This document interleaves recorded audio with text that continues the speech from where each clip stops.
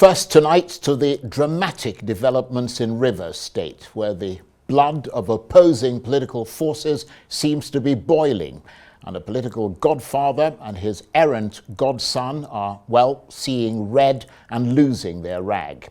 Tensions have been high since plans were revealed to impeach the governor of Rivers State, Siminalayi Fubara. Things got so bad that explosives were used to set the State House of Assembly on fire.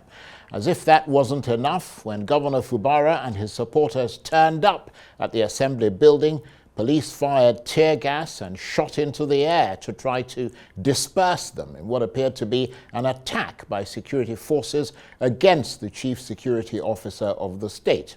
There's even been talk of an assassination attempt on the governor. Amid this sense of war, there are growing concerns that a potentially explosive ethnic element may be creeping into the mix and could set off a much bigger crisis. So what are they all so wound up about? Whatever it is that wants to happen, let it happen.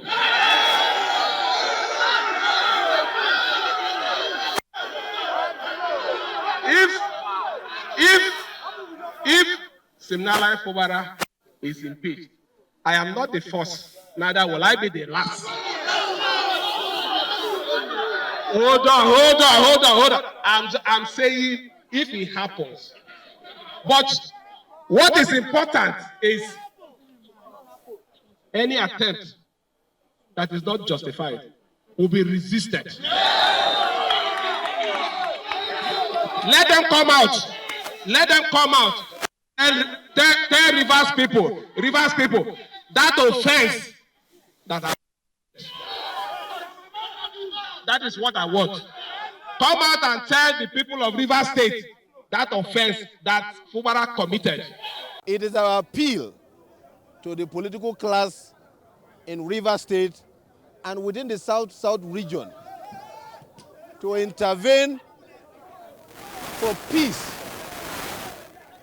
Neither the Ijaw nation or Ikwere would wish that we fight and become enemies in a state when we are to live together as brothers and sisters in harmony.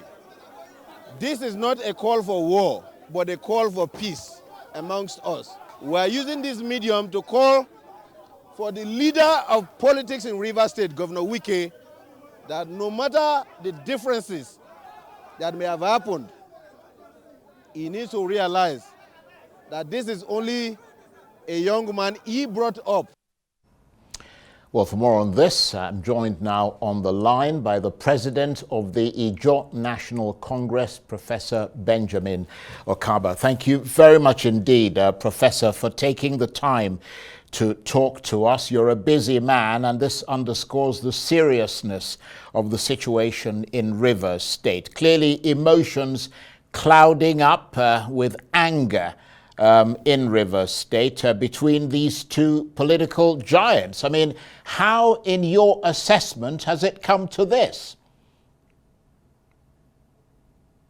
Okay, thank you very much. You are very, very correct in saying that this is one of the negative signposts of political godfatherism, a menace that has eaten so deep into the fabrics of contemporary Nigerian politics. Yes, it's unfortunate, and if we say we never expected this, we'll be lying, because we have situations like this in Edo State and other states in this country I don't want to mention. Governor Fayose, former Governor Fayose of Ekiti State, you remember, on the day Siminalayi was sworn in as governor, did warn and advise at the same time that he has to be very, very careful and that he should expect something of this nature to happen. And it's either he puts up a fight or he surrenders. So as Ijaw National Congress, we have earlier, and we shall continue to condemn this unconstitutional act because we find if to us it is unacceptable. Yes, we do appreciate the fact that Wike contributed enormously to the emergence of Simlaye as the governor of Rivers State. Having served his own 8 years in peace, where all the forces in Rivers State were under his control. We also expected that having served his own tenure, he should also allow the current governor of Rivers State to serve his own tenure peacefully. The prayer of every reasonable father is that my son should do better than myself.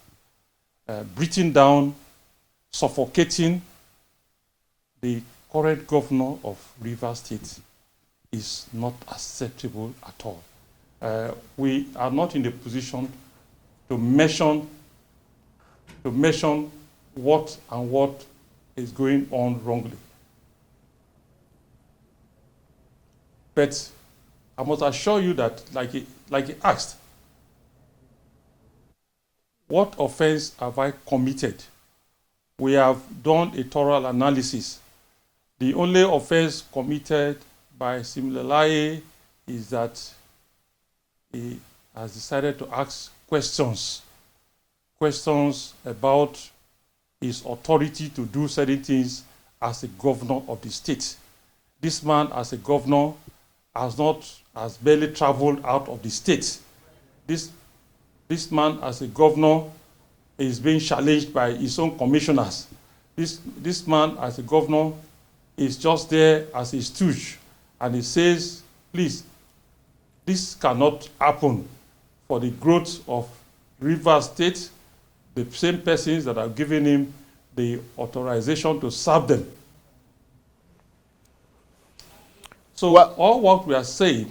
Right. Yes. Are you hearing something in your ear? You sound like you're a bit uncomfortable there. Yes.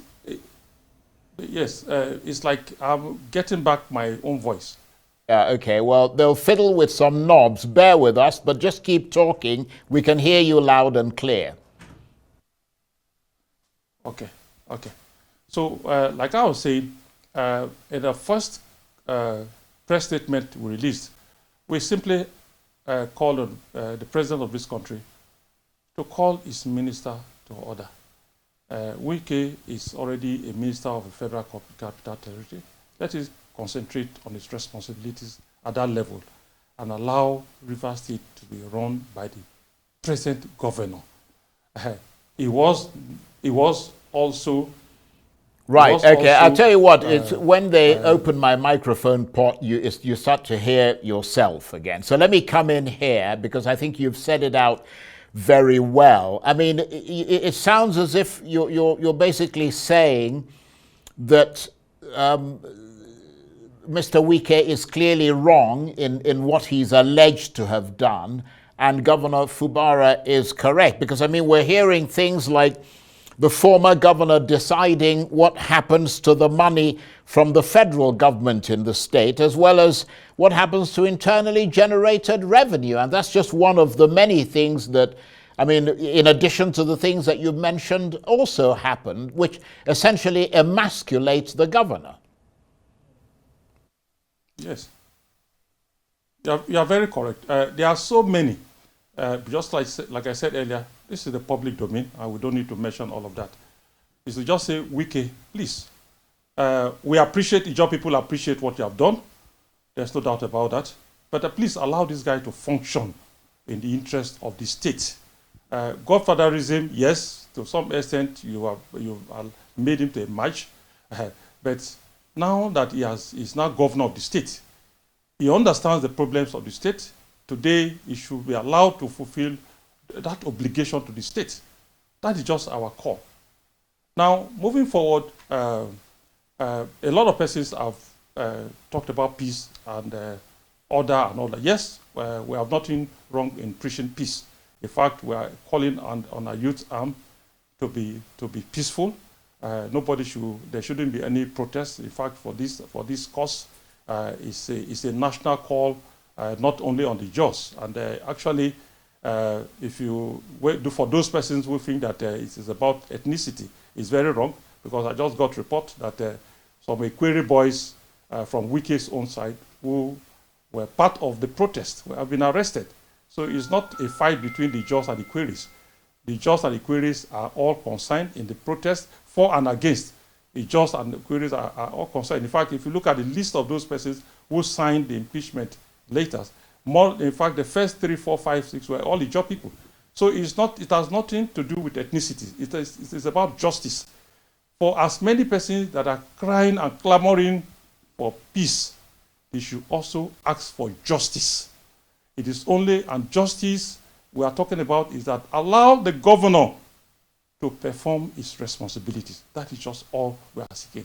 And as a matter of fact, for those Ijaw House of Assembly members who decided to sign that purported letters, the Ijaw National Congress is directing the clan chairman in the Ijaw area, 20 clan chairman in the Ijaw area, to commence the recall procedures. Yes, they should obtain signatures from their various domains and see that all those persons, all those House of Assembly members who signed that this thing should be recalled, because that is anti the Ijaw interest. They went to the they are in the House of Assembly to protect the interests of Ijaw people, and not to sign an impeachment letter, because that was not the mandate that was given to them by anybody. Well, I mean, you talked to us about the fact that this is purely a political issue and not an ethnic issue. But I mean, you've used the Yes. word Ijaw many times, and you're rallying people of Ijaw sort of ancestry around the governor. And I'm wondering whether or not, in fact, this is a purely political issue, or whether there are elements of ethnicity to it. And in that regard, I mean, how dangerous is all this for River State? I mean, could it boil over into something much more incendiary? Already talks are going on, and I'm sure based on the calls made, those of the antagonistic part are beginning to have a rethink. So I believe that if the necessary machinery put in place to bring order, I think I don't think it will degenerate to what you just talked about. It's not good. Like I said earlier, it is not about Ikwere and Ijaw. On both sides, you have Ijaws and Ikwere people. I am president of Ijaw National Congress, and I'm calling for every, because the governor of River State is an Ijaw man, whether anybody likes it or not, is an Ijaw man, is from Opobo, and it is my responsibility to call, particularly where it is a fight of justice, to call on all Ijaw people, home and abroad, to rally support around him, right? And also, you are very correct to an extent, because even in politics, there's ethnicity. Ethnicity is in politics. So we want to also tell the world that Fubra is not isolated, it's not an orphan. It belongs to an ethnic group that is united and resilient. Ijaw people don't oppress anybody, but at the same time, we don't accept oppression from anybody. As far as we are concerned, this is an insult on our nation, and it should not be allowed to go that way. Right. Okay. Well, I was going to ask you if you think, because obviously this thing has gone, I mean, it's kind of developed and grown over the last 24 hours. And I was going to ask you whether you think that President Tinubu should intervene. But I understand that he has now, in fact, intervened. I think he's called the parties together to try and resolve issues. We've got it on the screen right now. So that tells me two things. One is that this is obviously a matter that is very serious and has come to the attention of the president of Nigeria. The other one is that it may just end fairly soon because the president has intervened. I wonder what your thoughts are on that. Yeah, ab initio, in our first press statement, we called on the president to intervene. We did that for two reasons. Well, as the president of this country and the chief security advisor, the chief security officer of the entire nation, he has, we know the River State situation could snowball into other parts of the Niger Delta, and that the impact on that on the Nigerian economy, I think we are worried about. So we called on Mr. President to do that. So we're happy that he has actually intervened. And intervening, we are also expecting, because if the intervention is just a matter of, let status quo ante remain, that will not bring lasting peace, because definitely in no distant time we are going to have this thing come up again. In doing that, they must resolve those issues that are painful, that are undemocratic and unconstitutional, that are unbearable. From the point of Mr. Wike, I use the word, he should be advised to take his hands off, is to take his leg off the neck of February. It is only when that is done. Don't to have a government that is controlled by him. In fact, like I said earlier, people alluded to the fact that bringing up February, who is quite close to him, was, in other words, a third tenure for Wike. These are expectations, these are things. Well, let me ask you this. We are just manifesting themselves. Sure. Let me ask you this, Professor, because we're fast running out of time. I mean, yes. Could it be said then, as has been alleged, that Governor Fubara was basically intended to be an ineffectual governor, and the previous governor, Nyesom Wike, intended for himself to be the one overseeing the affairs of River State? You have said it all, right? Yes, the intention was just to have him as a stooge. But I'm sure he forgot the fact that every human being, no matter how weak he looks, has a personality that must manifest one day. He never expected that Fubara is boy, like he used to call him, can rise up one day and say, no, this project is not in the interest of the state. There you must stop it. And those are the things that offended him.